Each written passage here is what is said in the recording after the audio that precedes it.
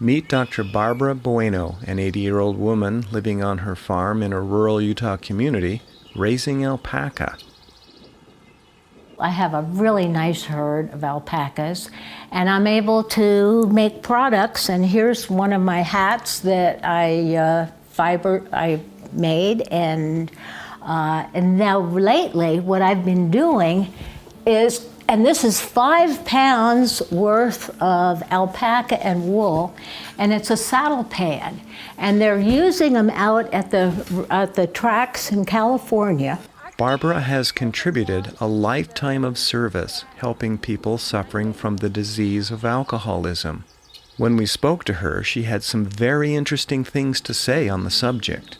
I grew up in New Jersey in kind of a nice middle-class family. I didn't know anything about alcoholism growing up. My first real experience was being married to a man who had a mother who was an alcoholic, and he really had some dislike for her. And so it made it easy when we were married that we didn't have to go visit them. And I didn't even understand the genetic component of alcoholism, which I certainly had learned later on. And then my second marriage was to a very talented man who had his own engineering company. And when we were dating and the period of time before we got married, there was no problem with alcoholism. But little did I know that he was very capable of cleaning up his act when he was dating. And as soon as he was married, there was immediate problems with alcohol. But I didn't understand the disease, and I think the first thing that I did was go to the encyclopedia and read about alcoholism. And then later on, when I was so terribly miserable, I did seek some counseling, and the most help that the counselor said to me was, "Well, how long do you want to be this miserable?" And I said, "Well, I guess I don't want to be this miserable forever." And that's when I decided that getting a divorce was important. But I learned how vulnerable people are when they are married or in a relationship with somebody that has a problem with alcohol, because they do their very best to try to make a good relationship, and it doesn't work, and you feel like such a loser, and it's not a healthy way to be. So when I came out to Utah, I had a chance to do straight psychology and work with kids. I think I learned a lot about being married to an alcoholic and what is possible to do and what is not possible to do. So I decided at that point I wanted to get back into the field of alcoholism, and I was given that opportunity. And that's when I really got a lot more experience, and that's when I did the How Much Do You Have to Drink to Be an Alcoholic book. A study published in the Journal of the American Medical Association, or JAMA, found alcoholism rose by a shocking 49% from 2000 to 2010. 1 in 8 American adults, or 12.7% of the U.S. population, now meets diagnostic criteria for alcoholism, according to the study. The study's authors characterized the findings as a serious and overlooked public health crisis, noting that alcoholism is a significant driver of mortality from a host of ailments, including fetal alcohol spectrum disorders, hypertension, cardiovascular diseases, stroke, liver cirrhosis, several types of cancer and infections, pancreatitis, type 2 diabetes, along with various alcohol-related injuries. I think it's awfully easy to be able to describe the alcoholic as being bad. because it lets us off the hook. And yet, if we understand what the person has gone through, we have to have more feelings for what that struggle is. And some sympathy, some empathy, whatever it is, to be able to know that they're maybe trying their best but not getting very far. And as a result, I think that we help in the ways that we can, and I think the best thing that we can do is to have a quality life ourselves that we offer that person, so that we're not hooked into their dysfunction. You know, being married to an alcoholic or being in a relationship with an alcoholic, because now that I am not in a relationship with an alcoholic, it's so easy to see clearly. But even with friends, you realize that you're getting sucked into their dysfunction because you care. And when that turns into something that you feel like you're drowning as a result, that's not good. And I know a number of people who have separated from alcoholics, and that separation did something to turn their lives around. But you can't be responsible for that. You have to understand that you need to be responsible for yourself, and if you have children, you need to act in their best interests, and hopefully the other person with the drinking problem will learn something from the separation or the divorce, and see that as something that he needs to do to be able to change his life. But you can't do it for him. You need to have self-interest, and you need to act on that self-interest, or you could be a lost cause. And sometimes the person that's married to an alcoholic is actually in worse shape than the alcoholic is, because he's drinking, he's not suffering as much as you are.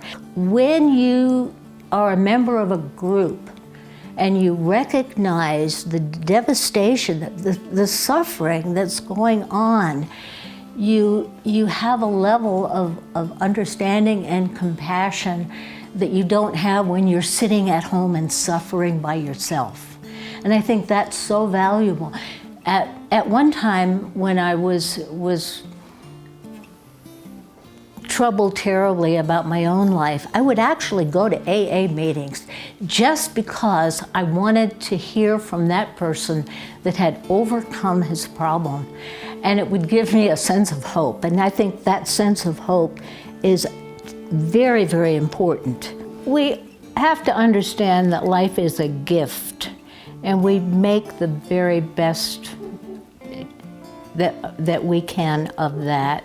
You see people that are suffering, you see people that have chronic illnesses, and when you realize that you're healthy and that God has given you the opportunity to be of service to others, you need to be able to take that and share what you know with other people, because it's important.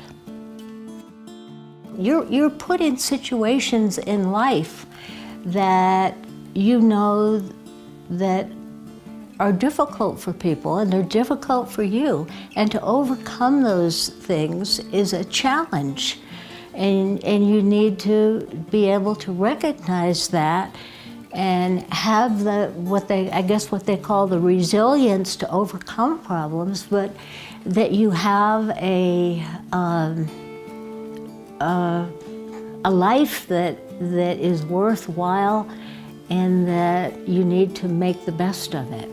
I got a chance to come out to Utah and do a postdoctoral program in working with kids at the children's clinic. So little by little, I had opportunities to do unique and special things and kind of learn and enjoy what I was doing.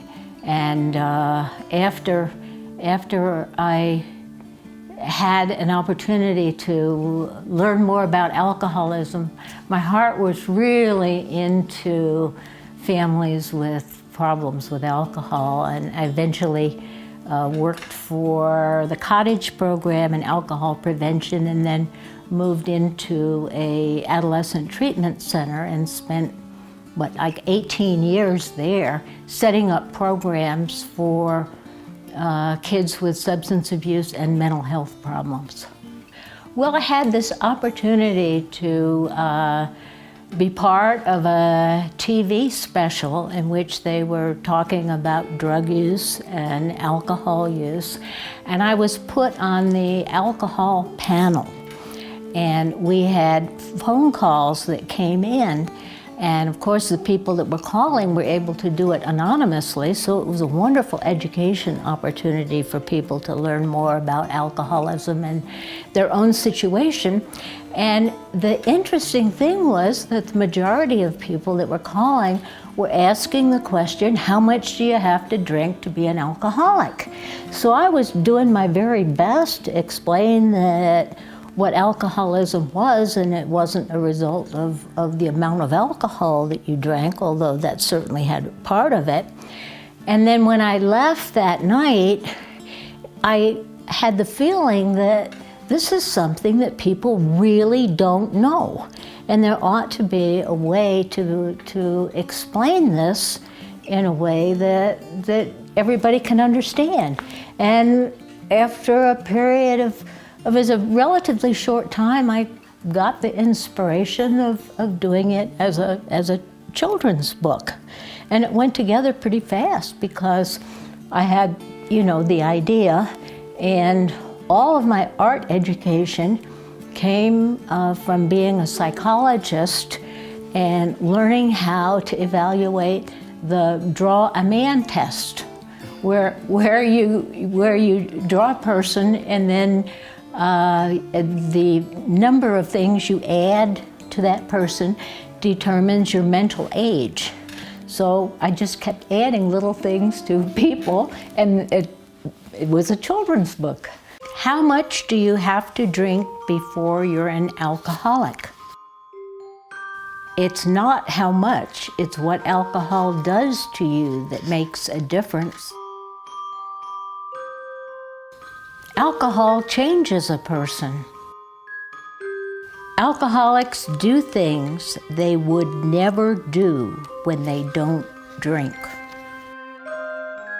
Like fight, pow.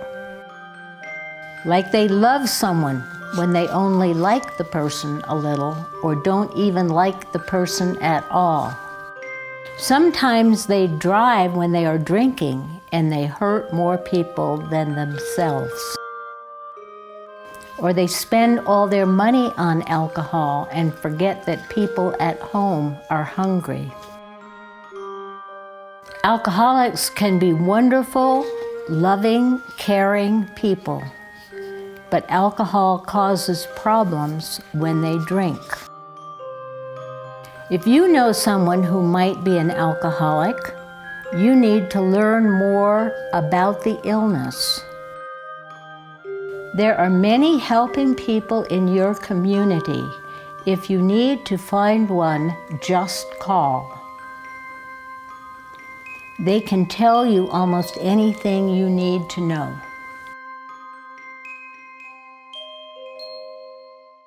The Institute for Addiction Study can't thank Dr. Boineau enough for generously sharing her time and thoughts with us. To contact us, please use the link found in the description.